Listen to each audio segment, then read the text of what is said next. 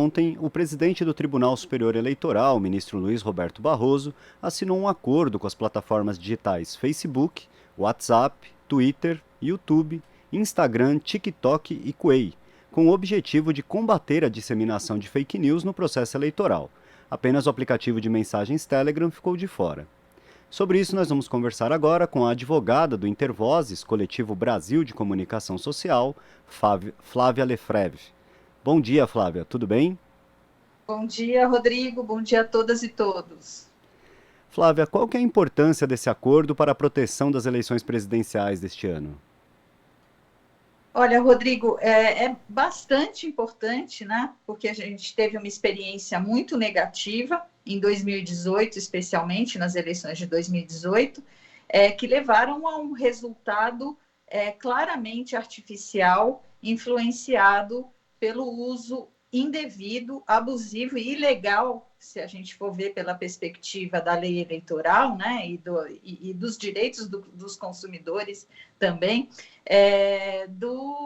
de informações, o uso dessas plataformas para veicular campanhas de desinformação que comprometeram claramente o resultado da campanha eleitoral. Então, a partir daí, o Tribunal Superior Eleitoral, né, definiu em 2021, baixou uma portaria com um programa de enfrentamento permanente à desinformação, e esses memorandos de entendimento que foram firmados ontem, né, entre as plataformas e o TSE, trazem uma série de medidas que vão claramente ajudar, primeiro, a capacitar os funcionários do TSE e dos tribunais regionais eleitorais também a lidar com a questão da desinformação, das propagandas políticas na internet.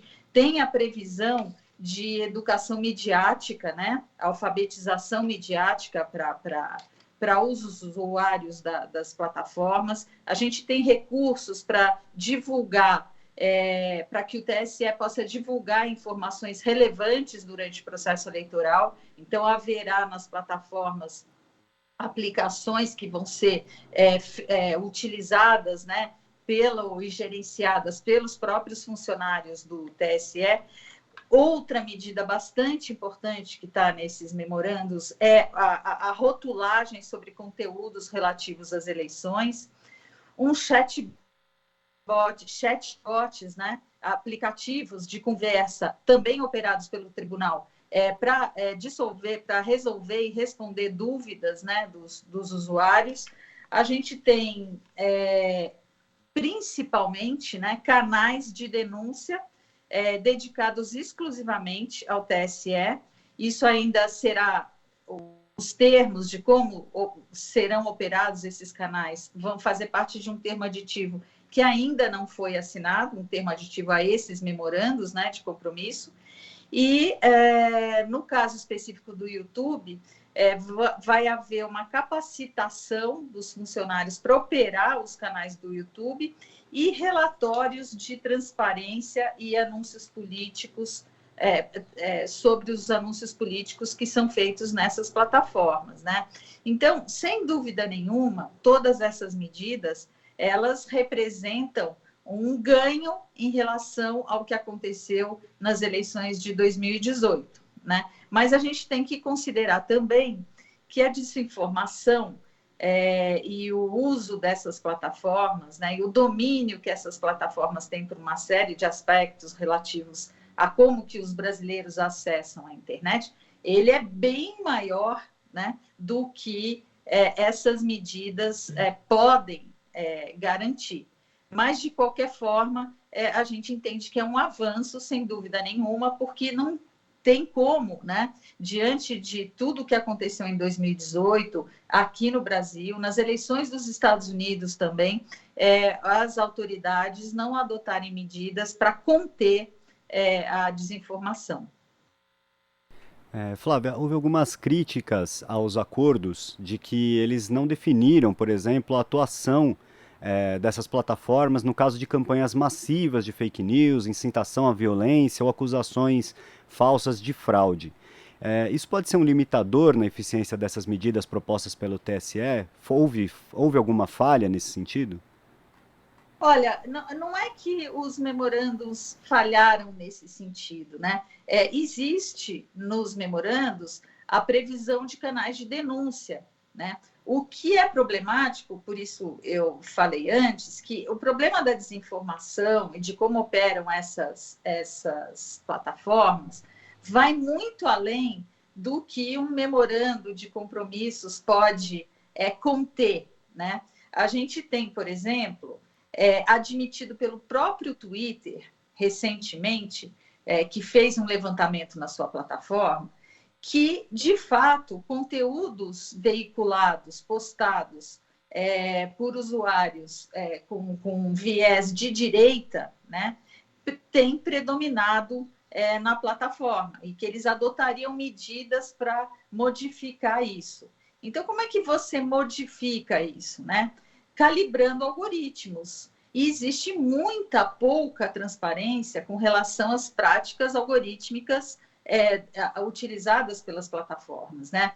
A gente tem, por exemplo, recentemente, uma série de pesquisas e denúncias mostrando, inclusive, o Intervozes, a Coalizão Direitos na Rede veicularam essas notícias, mostrando que as plataformas demoram muito para reagir às denúncias que são feitas pelos usuários dessas plataformas. Então, eu entendo que é muito mais uma questão de como serão operadas as cláusulas, né, que ficaram constando desses memorandos, do que o fato de eles não preverem tudo. Eles não teriam como conter todos os problemas que levam à desinformação, porque a gente tem problemas como, por exemplo, né, a concentração de mercado que essas plataformas têm, especialmente a Meta, que é o novo nome, né, do Facebook, Instagram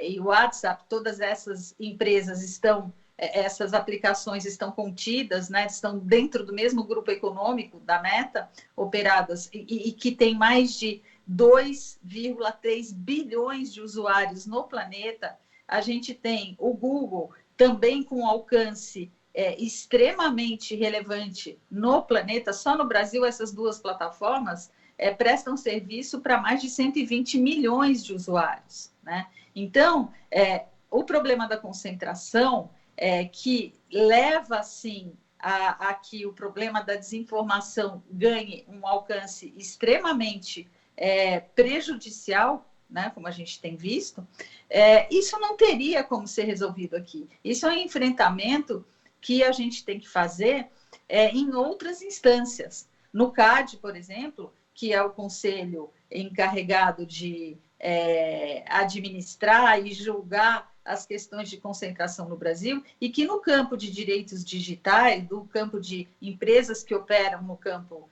informacional, é muito recuada, é muito retraída, né? A gente tem fatos de concentração claros aqui no Brasil, né, de associação das empresas que prestam serviço de conexão à internet, como a Vivo, a TIM, a Claro, etc., e o Facebook, o WhatsApp, né, nesses planos com franquia e com acesso limitado à internet, e o CAD não se manifesta, acha que está tudo bem, que não tem problema nenhum. O próprio Ministério Público, numa representação do Ministério do Intervozes, né, apresentada ao Ministério Público, também tem uma atuação recuada com relação a esses problemas que têm sido apontados em pesquisas, como as pesquisas do Comitê Gestor da Internet no Brasil, pesquisas realizadas o ano passado pelo IDEC, né, Instituto de Defesa do Consumidor. Então, eu entendo que a gente não deve esperar desses memorandos resolver o problema da desinformação no Brasil, né? Esses memorandos, eles têm um alcance restrito diante do problema da desinformação como um todo, né? A gente tem outros problemas para resolver. Por exemplo, a discussão que se trava hoje sobre o fato de o Telegram, que hoje presta serviço para mais de 50 milhões de brasileiros, né, não ter uma representação aqui no Brasil, de modo que seja viável e factível e efetiva o cumprimento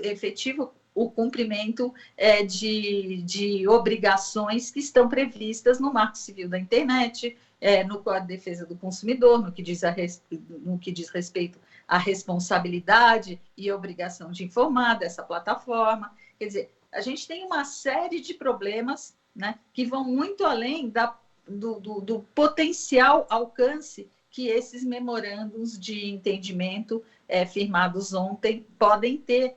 Mas, de qualquer maneira, eu acho que a gente não deve tirar o valor desses mecanismos, porque eles são um primeiro passo, né, no enfrentamento da desinformação no campo das eleições, né? E a gente tem outros problemas aí que vão ter que ser enfrentados. Por exemplo, a lei eleitoral proíbe o impulsionamento de notícias, de propaganda eleitoral, por usuários, pessoas físicas.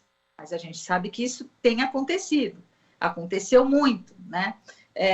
Como é que isso vai ser tratado pelas plataformas e como é que serão interpretadas as cláusulas desse memorando em relação a esses fatos, né? Então, eu acho que tem limite, sim, né? Há limite, sim, com relação ao quanto esses memorandos poderão ser importantes para a gente enfrentar os processos de desinformação. Entretanto, eu acho que neste momento eles são relevantes e eles são ferramentas importantes para a gente começar a evoluir no tratamento do abuso de poder econômico durante as eleições, no uso indevido de dados pessoais, para direcionamento de mensagens e modelação de comportamentos e de formação de opinião política, né? E temos problemas relativos a como que essas empresas definem a operação dos seus algoritmos quanto a impulsionamento ou redução de alcance de determinadas notícias. Por exemplo, no memorando assinado com o Google, né, a gente tem lá a previsão de um Trends Hub, que vão ser informações a respeito de tendências, é o que está escrito lá, né, tendências de políticas eleitorais baseadas no mecanismo de busca do Google, né, que a gente sabe que é enviesado. O Google, há alguns anos, né, acho que em 2017, definiu que reduziria o alcance do que ele classifica como notícias de baixa qualidade e teorias da conspiração, né, que são conceitos extremamente subjetivos e que podem ser contaminados, né, pelo viés de direita ou de esquerda. No caso, o que se constatou é que predominaram, né, notícias de direita e sites mais voltados para esquerda, para forças progressistas, tiveram uma redução de alcance significativa por conta desses novos critérios adotados pelo Google nos seus mecanismos de busca. Ou seja, a gente tem aí um problema de transparência, né, de quais são os critérios que orientam a calibração desses sistemas algorítmicos que fazem o gerenciamento dos conteúdos postados nessas redes, interferindo no alcance ou na redução desses conteúdos e impactando de uma forma determinante a liberdade de expressão. Então, e, consequentemente, né, as garantias democráticas do nosso país. Pois é, Flávia, a gente tem aí hoje muito mais acesso à informação, mas ainda estamos reféns dessas corporações que conseguem aí direcionar o que pode ser, o que não pode ser encontrado nas redes, né, na internet. E a senhora citou o Telegram, né, essa situação de ele não ter uma representação no país. O Telegram foi uma organização que não esteve ontem participando da assinatura desses protocolos, né? E o ministro Barroso ele tem levado suas declarações a níveis mais fortes, né, indicando que pode pedir o banimento do aplicativo no Brasil. Essa medida pode ser necessária? O que a lei diz nesse caso? Olha, eu entendo que é uma medida extrema, é uma medida excepcional, mas é possível que se chegue a esse resultado. A gente tem, por exemplo, com relação ao Telegram, antes da gente entender se é possível ou se não é possível, né, a gente fazer o bloqueio dessa aplicação, o fato de que a lei brasileira, ela diz claramente no Marco Civil da Internet que as empresas que operem serviços no Brasil, né, na internet, coletando, tratando dados, como o Telegram faz, porque senão ele não teria nem como operar o serviço dele, né? Eles têm que se submeter à lei brasileira. Eles têm que guardar dados de registro de conexão às suas aplicações pelo prazo de 6 meses, pelo menos, né? E tem que deixar essas informações, esses dados, devem estar disponíveis às autoridades brasileiras, seja ao Ministério Público, seja ao Poder Judiciário.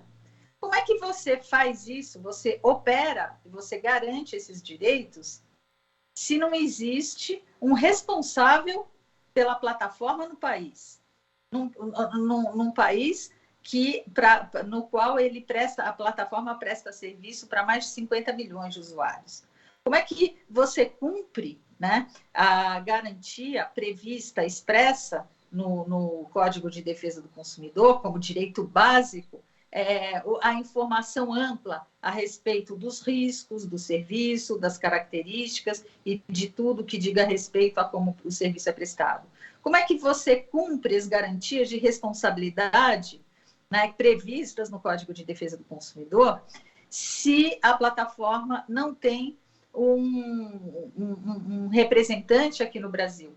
Quando a plataforma sequer responde, né, às comunicações do Tribunal Superior Eleitoral, né? Sendo que ela é, sim, um palco público de debate político fundamental, tanto assim que você tem muitos bolsonaristas, muitos movimentos ligados à direita migrando para o Telegram por conta das limitações que o WhatsApp passou a adotar com relação a grupos, a quantidade de pessoas no grupo, a impulsionamento e compartilhamento de mensagens. Então, antes até da gente pensar, né, enquanto que o Telegram tem sido responsável por desinformação, eu acho que a gente tem que pensar que a gente tem um problema anterior aí. A gente tem uma plataforma, uma empresa que está atuando no Brasil de uma forma bastante abrangente, com o potencial de impactar o cenário político, e que sequer responde e se dispõe a fazer uma interlocução com as autoridades brasileiras. Então, a gente tem um problema de soberania. E depois, entendo o seguinte, se de fato acontecerem resistências, né, ao cumprimento de ordens judiciais para remoção de conteúdos durante a eleição, por exemplo, né, e o Tribunal, o TSE, não conseguir, né, interlocução com o Telegram, em última análise, respeitado o devido processo legal, respeitados os trâmites todos de um processo judicial, o judiciário, né, conta com o que a gente chama de poder geral de cautela do juiz. O juiz, entendendo que o processo eleitoral está em risco, né, ele tem o poder, sim, de mandar bloquear a plataforma. Como é que isso operacionalmente se opera, né? Acontece com as empresas que fazem a conexão à internet, né? Bloqueiam esses canais, bloqueiam a operação dessas plataformas. E aí, eu sei que tem muita gente dizendo que essa é uma medida extrema e que isso vai impactar a liberdade de expressão, né? Mas aí eu pergunto o seguinte: primeiro, o Telegram não é o único, não é a única aplicação de mensagem privada no Brasil. A gente tem diversas outras, inclusive o WhatsApp, o Messenger, o Signal, o Wire, a gente tem diversas outras. A pessoa pode se comunicar por SMS. Então, entre o direito das pessoas se comunicarem, né, e a garantia do processo eleitoral, e a garantia da liberdade de expressão, porque quando você compromete o processo eleitoral, você compromete as instituições democráticas e põe em risco, claramente, a liberdade de expressão, né? Então, eu entendo que há sim base legal no Brasil para que o bloqueio dessas plataformas ocorram, ainda que em caráter excepcional, ainda que e como medida de última instância, né? E respeitado o devido processo legal. Tá certo, Flávia. Vamos esperar que essas medidas do TSE tenham um efeito efetivo mesmo nas eleições desse ano e que a gente não viva de novo o cenário de 2018, que foi uma terra sem lei realmente na internet, nas redes sociais e nos aplicativos de mensagem, né? Quero agradecer Sim, a sua... Pode falar, pode falar. eu queria aqui fazer uma propaganda, porque o Intervozes fez uma pesquisa, fake news, como as plataformas enfrentam a desinformação, e eu acho que esses memorânduns, eles podem ser lidos com base na pesquisa que o Intervozes fez. Isso está num livro que foi publicado recentemente e que está livre no site do Intervozes, que é intervozes.org.br, e eu acho que vale a pena, foi um trabalho importante, né? E que mostra, que vai nos proporcionar como que a gente pode, né, lidar com as garantias que foram estabelecidas nesses memorandos de entendimento e com o que a gente pode cobrar das plataformas. E eu quero agradecer a oportunidade, desejar bom dia a todas e todos e a você, Rodrigo. Obrigada.